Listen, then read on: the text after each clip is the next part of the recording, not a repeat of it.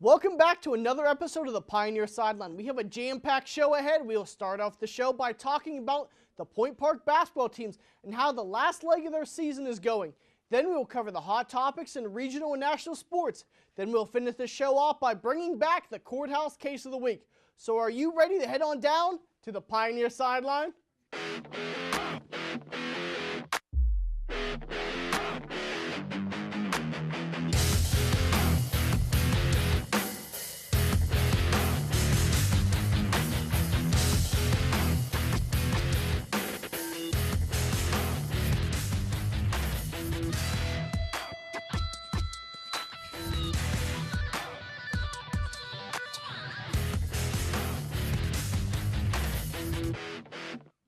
Welcome to the Pioneer Sideline. I'm your host, Kyle Anthony. We will start off the show by talking about the men's basketball team. So I'll send it over to Josh Krupp to tell us all we need to know. Kyle, here's what you need to know going into the final weekend of this men's basketball season. Right now, there's a three-way tie for second place in the KIAC Colonial Division. Now, what's important about second place moving forward? Well, the second and first place teams get 1 and 2 seeds in the KIAC tournament, and they also get first-round playoff games. That's huge. We'll talk about the importance of a home versus away game in the postseason moving forward. But right now, there's only 2 games left for the Point Park men's team. Let's go back and recap the last couple games and catch you up to speed. 10 days ago today, Point Park faced off against Rio Grande. And as I mentioned earlier, right now they're in a 3-way tie with one of those teams being Rio Grande. It was a huge game for the Pioneers. 13 ties, 11 lead changes later, and behind Jeremy Williams' 24 points, the Pioneers were able to escape that game with a 92-89 victory over the Red Storm.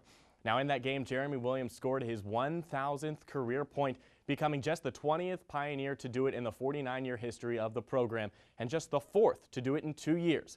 So a big game for Williams, a big night for the men, and a big win against Rio. So we go back a week ago today. Senior night, big game for the seniors. Jeremy Williams, one of those seniors, against Carlo. Carlo just 0-12 so far in the season. They're only in their second year of competition, period. They've never won a conference game. Looked like it was going to be an easy win for Point Park, right? Well, Jeremy Williams, he scored his 1,000th point against Rio Grande. He put up a goose egg against Carlo last Saturday in the first half. Point Park shot just 31% from the field in the first half and trailed 43-37 at the half. Then Kelvin Goodwin and TJ Lanier stepped up. 2 other seniors in that second half. Goodwin finished with 22 on the night, Lanier with 18, and the Pioneers were able to defeat Carlo 93-82. Now, where's that put us now? Puts the Pioneers with a 7-7 conference record, tied with Rio and West Virginia Tech. Now, if the season were to end today, the Pioneers would have the advantage in that 3-way tie. Above the Pioneers in the standings are Ohio Christian at 10-4, who is not eligible for postseason play, and IU East, who's 12-3. So the Pioneers right now hold that 2 seed, but they need to win this weekend at IU East and IU Kokomo. Now, they are 2 of the worst teams in this conference, but it's still a road game. I said it's important to get a home playoff game because the Pioneers right now, Kyle, are 0-5 in conference road games outside of Pittsburgh.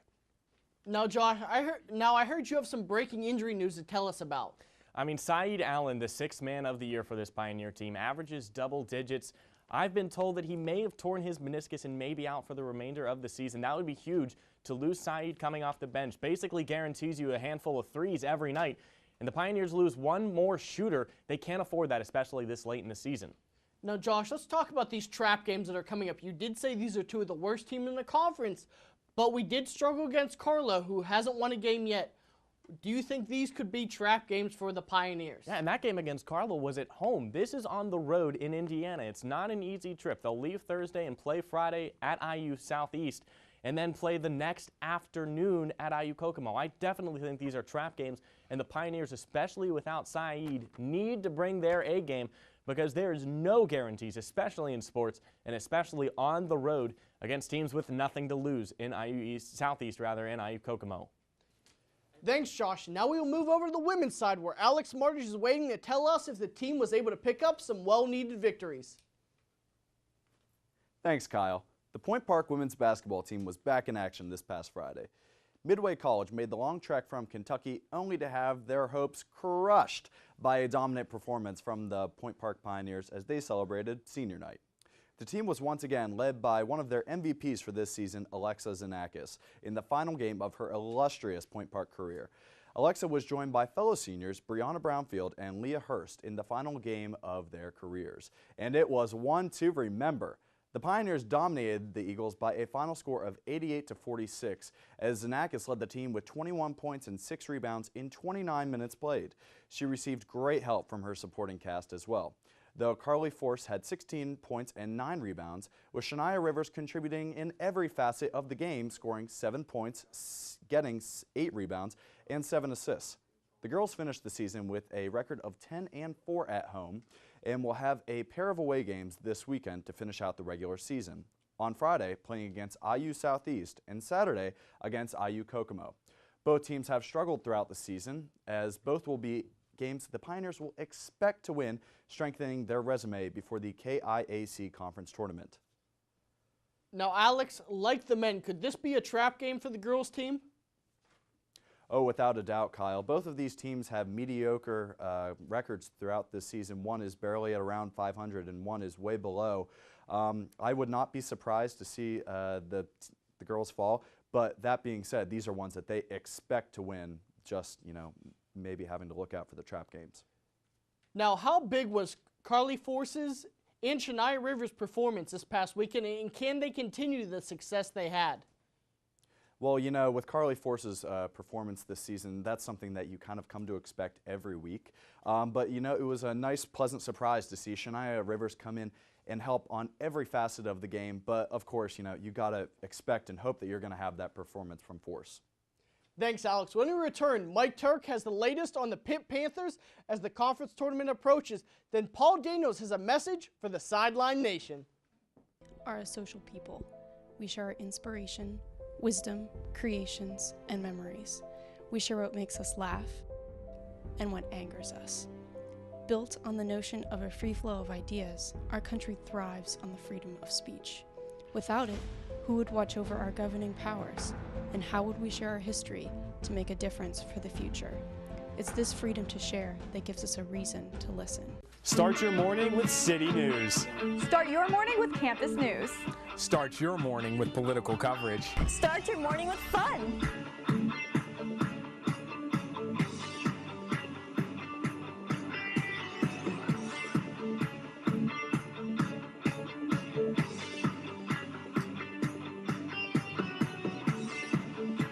Start your morning with us, only on Daybreak. Did you know that Point Park has a cheerleading squad? Don't get it confused. Not only do our cheerleaders represent Point Park at regional and national competitions, but they also promote spirit and awareness of every sports team on campus. Come to any men's or women's varsity basketball game at home to watch the cheerleaders perform at halftime and cheer from the sidelines from the first jump ball to the final buzzer. Sports not your thing? You can catch the cheer team lead the crowd at the fall and spring pep rallies as well, or at several competitions around Pittsburgh each year. So what are you waiting for? Show the Point Park cheerleaders the support they show you. We know you're wondering what the A-list celebrities are up to. Well, here at Entertainment on Point, we're wondering too. Have you heard about James Franco and Seth Rogen's new movie? No, but have you heard Beyonce's new single? Did you see what she was wearing on that red carpet? Honey, that was not cute. Did you see what happened on Scandal this week? No, I was too busy keeping up with the Kardashians. No matter what your guilty pleasure is, we've got you covered. Entertainment on Point. Get to the point of pop culture. Yeah! Welcome back to the Pioneer Sideline. I'm Mike Turk with all your regional sports updates. Let's start with the Pittsburgh Panthers, who have been struggling as of late. This past week, they faced off against 2 ACC opponents. First, they played against number 12 Miami on the road. The Panthers had control in the first half, but only led by 4 heading into the break. In the second half, the Cavaliers found their offense. They were clicking on all cylinders. On the final possession, with the game tied at 63, the Cavaliers attempted a corner 3 and missed, but Angel Rodriguez came flying in to get the tip-in with about 1 second left. The Panthers lost the game by a final score of 65-63. The road didn't get any easier for the Panthers as they had to travel to Chapel Hill to face the number 9 ranked Tar Heels. Despite trailing by 13 heading into halftime, the Panthers were still hanging with the number 9 team in the nation. Come second half, though, it was all North Carolina. They ran away with this one, winning by a final score of 85-64. The Panthers have now lost 3 in a row and hold a 6-6 ACC record. The Panthers look to get back on track tonight at home against Wake Forest. Now we'll switch on over to the ice, where the Penguins played 2 games this week. They traveled to Carolina to play the Hurricanes.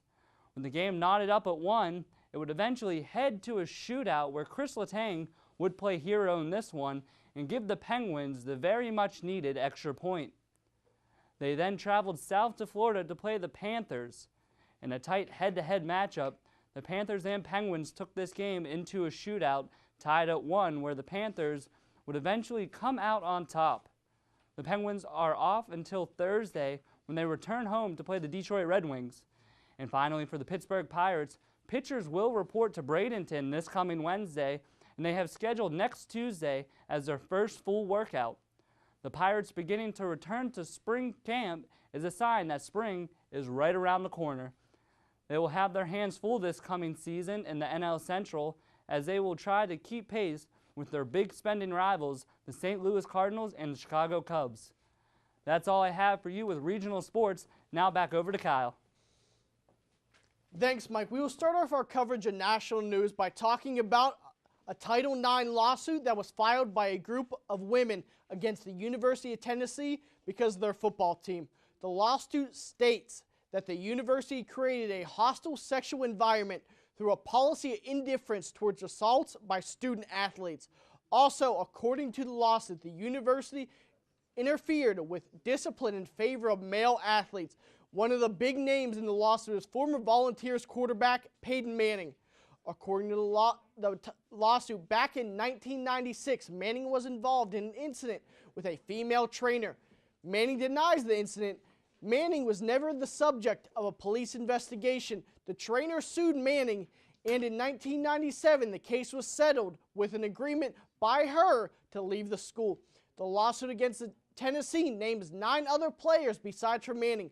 2 of those names are A.J. Jenkins, Michael Williams, who were indicted on aggravated rape charges in February 2015. For the last story, we'll shift to the ice, where the Minnesota Wild have fired their head coach, Mike Yeo. This comes on a losing streak where the Wild have lost 13 of their last 14 games. The Wild were 23, 22, and 10 and are 5 points out of the last spot of the Western Conference playoffs. The Wild's bench will now be led by John Chorchek, who was the head coach of the Wild's AHL team. Now I will send it over to Paul Daniels, who has a message for the people. Thanks, Kyle. The NFL season is over, so let's recap what happened in daily fantasy this year for the NFL. We had the top 4 players in each of their respective position. Cam Newton led the way, your MVP. Devontae Freeman, a surprise running back, topped the running back charts. Your Pittsburgh Steelers, Antonio Brown, wide receiver. And, of course, Gronkowski at the tight end. Now for my tip of the week. Always make sure before you enter your contests out there to check the ranking online. There's tons of sites out there.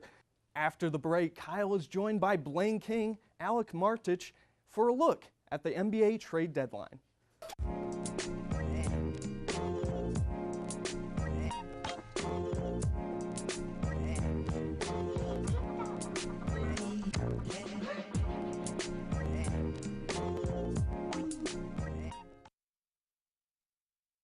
Here at the Pioneer Sideline, we get freshmen involved as quickly as possible so they get the real-world experience on air and behind the scenes to set themselves apart in internships and potential jobs. Blaine, where is that video? I needed it in KeyPro like yesterday. All right, I got you, Chris. But I had a quick question for you guys. What do you mean the questions? It's always a question. It's always a... What? Where is he? Blaine! Blaine! Blaine! Freshman, you can't find any good ones anymore. Ever wanted to be behind the mic and have the world listening to your show on campus? Well, it's just as simple as joining WPPJ, Point Park's student-run radio station. located on the second floor of Lawrence Hall, right next to the dining services. Listeners can tune in using Point Park's website or through the TuneIn app by searching WPPJ. WPPJ welcomes any new DJs that want to get involved, so be heard. Do you have what it takes? An expression, a belief, a symbol, freedom to worship, an unspoken word. To express yourself means standing up for what you believe in. There's a freedom to worship, and a freedom to live. To speak never saying a word, to love, to let your voice be heard.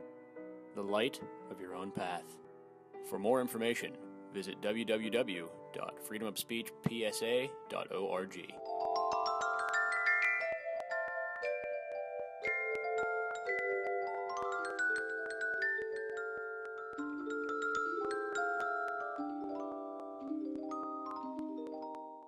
Welcome back to the Sideline. We're in our version of the War Room. With NBA trade deadline on Thursday, I brought in two of our best analysts to break it down. I got Alex Martage, Blaine King. All right, guys, we're going to start off with the Boston Celtics, who are in third place right now and are looking to improve their team. We'll start off with who the rumors say they're trying to get Al Horford and Thaddeus Cephalosha. Do you guys think they need that, or what? Who else could they bring in? Well, absolutely. First off, I think that they definitely need it. First off, this is out of nowhere. I mean, this Boston Celtics team I don't think was expected to do very much. Obviously, Isaiah Thomas is having an amazing campaign thus far this year. I really think that Al Horford would be a fantastic addition. Kind of along the lines of Alex, we saw the Celtics team grow last season when they made it to the playoffs, and what Brad Stevens and Danny Ainge has done with this team is pretty amazing. I do think that adding either Horford or Cephalosha will be a big improvement for this team because it will add that kind of veteran leadership. Cephalosha, they both were in the playoffs last year, and we thought that the Hawks would make a deep run. So I think if they can go around that direction, get some leadership on, some veteran leadership to lead this young group of guys, then I think they're in great shape. Now, guys, the Celtics have a lot of first-round picks. Do you think they could move those to get some other pieces that if they do get Cephalosha and Horford? Well, you know, it's tough. You know, what is Danny Ainge thinking right now? You know, are they in that serious mindset where they are thinking, okay, we can make a run at it this year, which frankly I don't think they can, or are they thinking, you know, we should be focused on rebuilding the team and focusing on the draft next year? Well, they do have a chance this year because the Eastern Conference is not strong. I mean, besides the Cavaliers, who else is there that we can actually rely on? I think they can use these first-round draft picks because they're going to be in the 20s, late teens possibly, and I think you can use it to boost your team up. They have plenty of options to go with, so it's going to be interesting to see where they actually go. Now we'll go to the Houston's big man and Dwight Howard, who they're talking about shipping to either the Hawks or Heat. Could you see that happening, him going to the Hawks or Heat? Or do you think he could get moved somewhere else? Because there are a lot of teams that might need a big man. Oh, I think without a doubt. I mean, personally, I believe that Dwight Howard is a ticking time bomb and that while he is a great individual player and can post some really impressive stats, he's not the team player that you're probably going to be looking for. And I think especially, if the Atlanta Hawks are going to be moving Al Horford, then it is an extremely likely possibility that they are going to go after Dwight Howard. Would I do it personally? No, but I think it will probably happen. I think there's reports coming out that the Pelicans are actually interested in him, and that would be interesting. That'd be very interesting. With pairing him with Anthony Davis. I don't know, but I do think that that it's time for the Rockets to move on from Dwight Howard. They have to. He's in the last year of his contract. They're not going to re-sign him. He is an Eastern Conference guy. I can just put it flat straight. He's done terrible in the Western Conference with the Lakers and now with the Rockets. I think a team that could use Dwight's presence is kind of a team along the lines of maybe a Boston possibly, or you could say Miami potentially, but it's gonna take some big money to get Dwight Howard. Now we're going to go to the team that runs the North in the Toronto Raptors, who are making a playoff push. Who could they bring in right now to help the team? I'm hearing Ryan Anderson. I'm hearing Thaddeus Young. What do they need?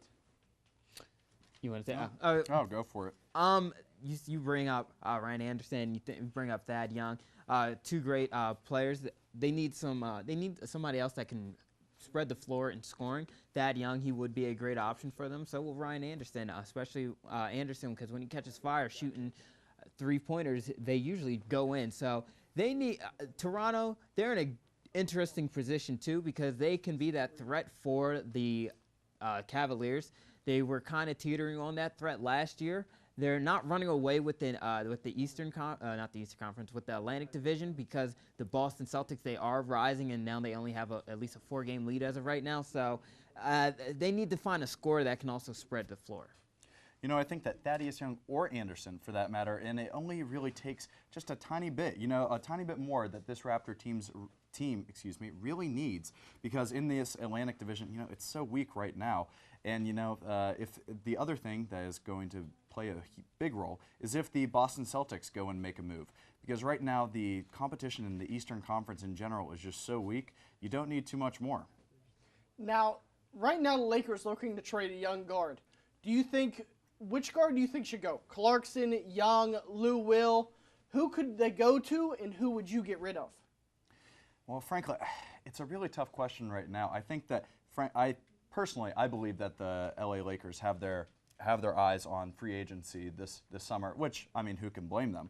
I think that, Kevin Durant is going to be on the market, and I think they've kind of had their eyes on him or LeBron for a long time. The guard proposition is very tempting, but I think that right now they're going to just hold off until the summer. Lou Williams and Young, they both are kind of similar players. They're kind of six-man players, role players at that point. So that's what Drake said too. So getting rid of either one of them would not be a problem. The issue is who's going to take a role player and what are they willing to give up potentially. Raptors are going to bring in Jordan Clarkson to help their depth. Thanks, guys. When we get back from our final break, we bring back the case of the week. And once again, we're going to talk about the MLB designated hitter rule.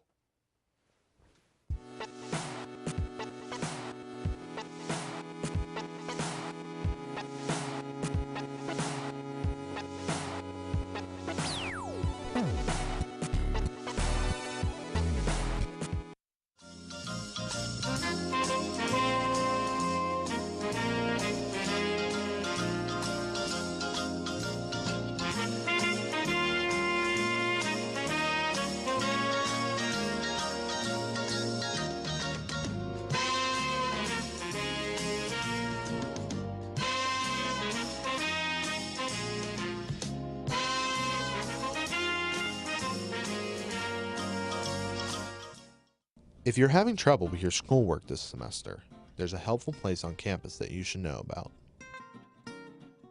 On the 7th floor of Lawrence Hall is the Program for Academic Success, which provides services like tutoring and academic counseling.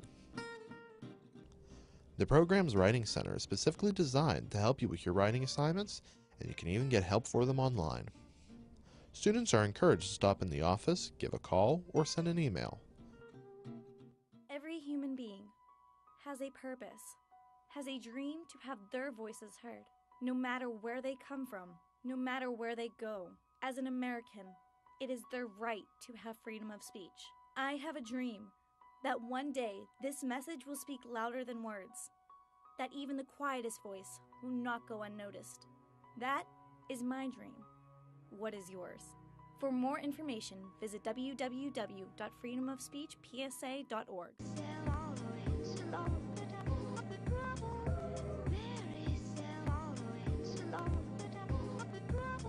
Welcome back. I'm now joined by Sarah Macklin, Alex Martage, and Paul Daniels in the middle. And we're going to look at the designated hitter rule. Guys, what do you think? And ladies, we're going to start off with Alex. Well, we were talking about this a little bit prior to the show, and I was saying how I'm personally not in favor of it.